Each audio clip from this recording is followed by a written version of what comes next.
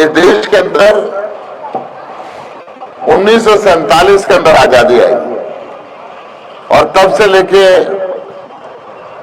2019 तक जितनी भी सरकारें आई, उन सब सरकारों ने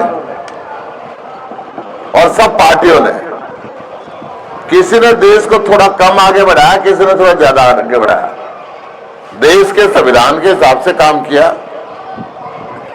देश के लोकतंत्र को कायम रखा। परंतु अब नरेंद्र मोदी की सरकार देश के लोकतंत्र को खत्म करना चाह रही है, देश के संविधान को तोड़ना चाह रही है और इसीलिए इंडिया गठबंधन बना। आप सोचते होंगे कि भाई अलग अलग विचारधारा के लोग इकट्ठे कैसे हुए? इकट्ठे इसलिए कि सबसे ऊपर देश है। हमारे मेवा सिंह जी के, हमारे सूरा साहब के, हमारे सैनी साहब के, किसी के भी मतभेद हो सकते हैं, परंतु देश से ऊपर कुछ नहीं है। इसलिए गठबंधन हुआ, नाम इंडिया रखा गया। ये कैसे खराब कर रहे हैं, मैं सबसे पहले आपको ये बात बताता हूं। सारे देश के अंदर एक खबर थी कि भाई मोदी की मशीनों में गड़बड़ी है। ये खबर सुप्रीम कोर्ट में भी पहुंची। सुप्रीम कोर्ट ने एक फैसला दिया और बहुत सुंदर फैसला दिया। सुप्रीम कोर्ट ने कहा कि अगर चुनाव आयोग का नियुक्ति करने वाला पैनल निष्पक्ष होगा तो वो ईमानदार लोगों की नियुक्ति करेगा, और जब ईमानदार लोगों की नियुक्ति करेगा तो देश के लोग विश्वास करेंगे। उनका फैसला था, 3 आदमियों का पैनल बनाया, एक देश का प्रधानमंत्री, एक लोकसभा में विपक्ष का नेता और एक सुप्रीम कोर्ट का मुख्य न्यायाधीश। ये तीनों ऐसे लोग हैं जो मिल नहीं सकते और बहुमत से फैसला होगा। परंतु नरेंद्र मोदी ने इस फैसले को पलटा और इन्होंने फैसला किया कि एक प्रधानमंत्री, एक उसका मंत्री और एक नेता विपक्ष, मतलब 2 आदमी बीजेपी के और एक विपक्ष का। तो ये तो जब 3 में से 2 अपने कर लिए तो बाकियों का जरूरा खत्म कर दिया इन्होंने। ये हुआ भाई अपनी मर्जी से जिस मर्जी को अपॉइंट करो, जो मर्जी बेईमानी कराओ। अब स्थिति यही हुई। इन्होंने चुनाव से ठीक 10 दिन पहले घोषणा होने से देश के मुख्य चुनाव आयुक्त का इस्तीफा कराया और अपनी मर्जी से नया आदमी अपॉइंट किया। ये संविधान की गरिमा के विरुद्ध है, सुप्रीम कोर्ट की गरिमा को कम करने वाला फैसला है। जब से हिंदुस्तान आजाद हुआ है तब से लेकर अभी तक प्रधानमंत्री के और मुख्यमंत्री के काम बटे हुए हैं। वो अपनी मर्जी से काम करता है, वो अपनी मर्जी से काम करता है, वो देश के लिए काम करता है, वो राज्य के लिए काम करता है। कभी मुख्यमंत्री गिरफ्तार नहीं हुआ। डरती हुई बीजेपी ने, कायर नरेंद्र मोदी ने हार से डर के कारण दिल्ली के लोकप्रिय मुख्यमंत्री अरविंद केजरीवाल को गिरफ्तार किया, जो 3 बार चुनाव में मुख्यमंत्री था। दूसरा मुख्यमंत्री झारखंड का हेमंत सोरेन गिरफ्तार किया। ये बिल्कुल संविधान के विरुद्ध है। ये लोकतंत्र की भी हत्या है। ये बाबा साहब का जो बनाया हुआ संविधान है उसको तोड़ने का प्रयास है कि सारी पावर केंद्र ले ले और राज्यों को जब मर्जी चाहे गिरफ्तारी कर ले। ये इस हिंदुस्तान में कभी नहीं हुआ था, पहली बार हुआ है। तीसरी बात, चुनाव में बराबरी का मौका मिलता है, चाहे पंचायत का चुनाव हो, चाहे विधानसभा का हो, चाहे लोकसभा का हो। परंतु इन्होंने पहली बार इस देश के अंदर ऐसा हुआ है, चुनाव से पहले कांग्रेस पार्टी जो सबसे बड़ी विपक्षी पार्टी है उसके बैंक खाते सील कर दिए कि कहा तुम बिना पैसे के लड़ो। ये भी संविधान की हत्या है। ये लोकतंत्र को मारना चाहते हैं, साफ चुनाव नहीं चाहते, निष्पक्ष चुनाव नहीं चाहते। अब मैं बात करूं हरियाणा की, या पहले मोदी जी की बात कर लेते हैं। देश का प्रधानमंत्री होकर झूठ बोलना शोभा नहीं देता। पहले इन्होंने बोला भाई 15-15 लाख रुपया हर आदमी को देंगे, इतना काला धन पड़ा है, चवन्नी किसी को नहीं दी। फिर उन्होंने बोला 2 करोड़ रोजगार हर साल देंगे, हर घर में पढ़ा लिखा युवा बेरोजगार बैठा है, किसी को नहीं दिया। फिर इन्होंने बोला तीसरा झूठ 2022 तक किसान क्या है डबल कर देंगे। कर्जा बढ़ गया है तो डबल नहीं हुई। चौथी झूठ बोली जब किसान 750 किसानों ने शहादत दी तो ये बोला कि एमएसपी की गारंटी का कानून बनाऊंगा। संसद में एक भी दिन नाम नहीं लिया। तो प्रधानमंत्री पद पे आके झूठ बोलता है तो लोगों का विश्वास खत्म हो जाता है। आज अगर मैं ये बात करूं, इस देश के अंदर किसानों की सबसे ज्यादा बेइज्जती अगर किसी सरकार ने करी है तो नरेंद्र मोदी सरकार ने करी है। 1.25 साल किसान बॉर्डर पे बैठा, 3 काले कानून बना के खेती और जमीन ये अडानी के गिरवी रखवाना चाहता था। किसानों ने इस बात को समझा, एक लंबा संघर्ष किया। उस लंबे संघर्ष में आंधी, बरसात, तूफान, ओले सब ऊपर से गुजरे, परंतु किसान ने बहुत शांतिपूर्ण प्रदर्शन किया। बीजेपी ने उनको कभी आतंकवादी कहा, कभी खालिस्तानी कहा, कभी उपद्रवी कहा, कभी आंदोलनजीवी कहा।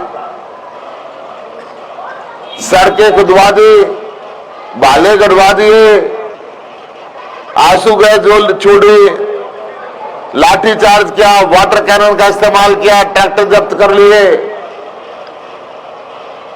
परंतु मैं पूछना चाहता हूं मोदी जी, ये टेलीविजन वाले भी सामने खड़े हैं, एक ऐसा उदाहरण बताओ, आदमी के चोट मारना तो दूर, इन किसानों ने किसी चिड़िया के बच्चे को भी पत्थर मारा हो। आपने इनको क्यों आतंकवादी कहा, क्यों खालिस्तानी कहा, क्यों उपद्रवी कहा? ये इतिहास याद रखेगा। 750 किसानों की शहादत मिली और उसके बाद भी आप झूठ बोल के आंदोलन तो हुआ गए। दोबारा जाने लगे आपका वायदा याद कराने के लिए। फिर हरियाणा सरकार ने पंजाब और दिल्ली के बॉर्डर को हिंदुस्तान और पाकिस्तान जैसा बॉर्डर बना दिया। सुखकरण किसान की गोली मार के हत्या कर दी। ये बहुत शर्म की बात है। किसानों के साथ जितना दुर्व्यवहार इस बीजेपी सरकार ने किया आजादी हिंदुस्तान के अंदर, आज तक किसी ने ऐसा काम नहीं किया। देश की बहन बेटियों की बेइज्जती जितना मोदी सरकार ने की है, आज तक किसी ने नहीं की। मणिपुर के अंदर 1.25 साल से मणिपुर की बेटियों को निर्वस्त्र घुमाया गया। संसद में शोर मचा, आप नहीं बोले एक शब्द भी, ना आप मणिपुर गए। देश की पहलवान बेटियों को जंतर मंतर पे बैठना पड़ा आपके सांसद बृजभूषण शरण के खिलाफ। आपने रिपोर्ट नहीं लिखी, बेटियां सुप्रीम कोर्ट गई, सुप्रीम कोर्ट का आदेश पे एफआईआर तो लिखी गई, परंतु आज तक आपने उसको गिरफ्तार नहीं किया और संसद में दोबारा जाने के लिए उसके बेटे को टिकट दे दी। पेवा में मंत्री संदीप सिंह ने जूनियर कोच का जो हाल किया, किसी से छुपा हुआ नहीं है। फिर आ गया जवान के साथ जो दुर्व्यवहार बीजेपी की सरकार ने किया, आज तक किसी ने नहीं किया। जवान हर घर के अंदर पढ़ा लिखा बेरोजगार बैठा हुआ है, नौकरी आप देते नहीं हो। 47 बार आपने पेपर लीक कराया और बेरोजगार बच्चा या तो नशे की दुनिया में चल पड़ा, या अपराध की दुनिया में चल पड़ा, या अपने दादा लाई जमीन बेच के विदेश चला गया। घर के अंदर बूढ़े माँ बाप जब होली, दिवाली, गुरु पर्व जब मनाना पड़ता है तो वीडियो पे अपने पोता पोती का मुंह देख के मन के अंदर थोड़ी शांति करते हैं। आपने बेरोजगार करके परिवारों को भी अलग कर दिया। नशे का कारोबार भाजपा के राज में सबसे ज्यादा पनपा है। नशे के कारोबार भाजपा के संरक्षण के अंदर हो रहे हैं। हर घर के अंदर, हर गांव में नशा फैल गया। पहले पता नहीं होता था, अब पता नहीं चिट्टा, अफीम, स्मैक, चर्च, पता नहीं क्या क्या नशे चल पड़े हैं। गांव में हम जाते हैं तो एकांत की जगह में सिरिंज पड़ी हुई मिलती है। आपने तबाह कर दिया। अगर मैं बात कुरुक्षेत्र की करता हूं, कल नवीन जिंदल बोल रहे थे कि अब 4 इंजन की सरकार बनेगी। मुझे उनकी बात समझ में नहीं आई। वो खुद 10 साल बाद यहां पे आए हैं। मतलब 4 इंजन पहले भी 4 थे। वो कहते प्रधानमंत्री बनेगा, मुख्यमंत्री बनेगा, सांसद बनेगा, विधायक बनेगा। पहले भी इनके थे। या तो कहते हो 4 नहीं बनेंगे, 2 तो बदल गए, मुख्यमंत्री बदल गया, सांसद भी बदल गया, उम्मीदवार बदल गया इनका। अब ये कह रहे प्रधानमंत्री और विधायक भी बदलेंगे। इसका मतलब तो यही हुआ। कल के अखबारों में इसकी स्टेटमेंट छपी हुई है। मैं पूछना चाहता हूं, 10 साल तक आप घूम रहे। इस प्रधानमंत्री ने, जिसने आपके ऊपर 1,86,000 करोड़ रुपए का कोयला चोरी का आरोप लगाया, देश का सबसे बड़ा कोयला चोर आपको बताया, आज बीजेपी वाले आपसे पूछ रहे हैं प्रधानमंत्री आपको कोयला चोर का राम कोहिनूर कैसे बनाए, चोर से सिपाही कैसे बनाए। जब बाढ़ आई तो आप कहां थे, जब कोरोना आया तो कहां थे, किसी की शादी में नहीं आए, किसी की मौत के पास नहीं आए, आपने किसी को फोन नंबर नहीं दिया। आज बात का हक नहीं बनता है यहां पे आने का। मैं पूछना चाहता हूं, आज पूरा का पूरा कुरुक्षेत्र डेवलपमेंट मांगता है। बहुत शर्म की बात है, 10 साल ये सांसद रहे, इनके पिताजी 5 साल सांसद रहे, और अब जो मुख्यमंत्री है वो यहां से सांसद रहा। एक भी पूरे जिले के अंदर लड़कों का सरकारी कॉलेज नहीं बना तक बच्चों को पढ़ने के लिए। क्या बात है ये। यूनिवर्सिटी के अंदर तो ऑल इंडिया रैंकिंग जाती है, यहाँ के बच्चे पढ़ने के लिए कहां जाए। यहाँ के हॉस्पिटल की हालत खराब है। केवल 100 बेड का एक सरकारी हॉस्पिटल है, उसमें MRI की मशीन नहीं है, दवाइयां नहीं मिलती, डॉक्टर नहीं मिलते, कई बार एक्सरे मशीन भी खराब हो जाती है, पैरासीटामोल तक की गोली यहाँ पे मिलती नहीं है। आपने शिक्षा और चिकित्सा की हालत को खराब करके रखा हुआ है। आपने कई कई घंटे के बिजली के कट लगाते हैं और बिजली महंगे बिजली के बिल देते हैं। आप जाति और धर्म की राजनीति करते हैं, हम काम की राजनीति करते हैं। हम दुनिया के सबसे बढ़िया स्कूल बनाते हैं, सबसे बढ़िया दुनिया के कॉलेज बनाते हैं, सबसे बढ़िया हॉस्पिटल बनाते हैं, बिजली फ्री देते हैं, पानी फ्री देते हैं, महिलाओं को बस यात्रा फ्री देते हैं, बुजुर्गों को तीर्थ यात्रा फ्री देते हैं, हर महिला को 1,000 रुपए महीना देते हैं, और उसके बाद भी 8,400 करोड़ रुपए कमा के सरकार के खजाने में जमा कराते हैं। आप कुछ नहीं करते, ना बिजली देते, ना पानी देते, ना नौकरी देते, नशा फैलाते हो, और 50,000 करोड़ रुपए सालाना घाटा जाता है। मैं पूछना चाहता हूं पैसे किसको खाए, इसका हिसाब भी जनता लेगी।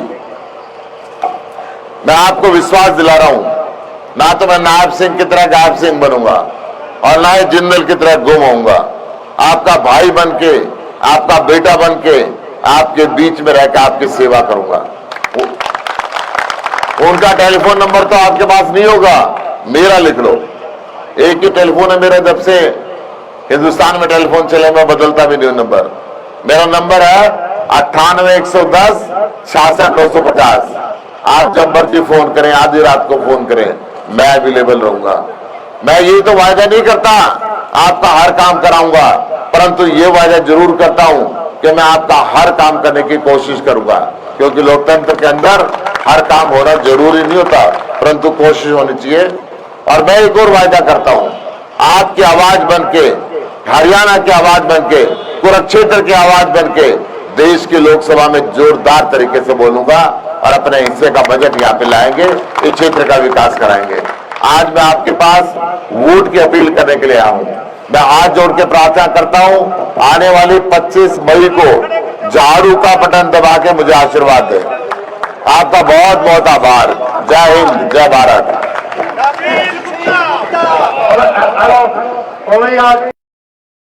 बड़ी खुशी की बात है कि आपके गांव का ये बेटा विष्णु सहारण वॉलीबॉल में नेशनल गोल्ड मेडल जीत के आए नेपाल में। इसके लिए सभी तालियों से मारा जाए, उधर मारा दे, जितना जी मारा पाओ।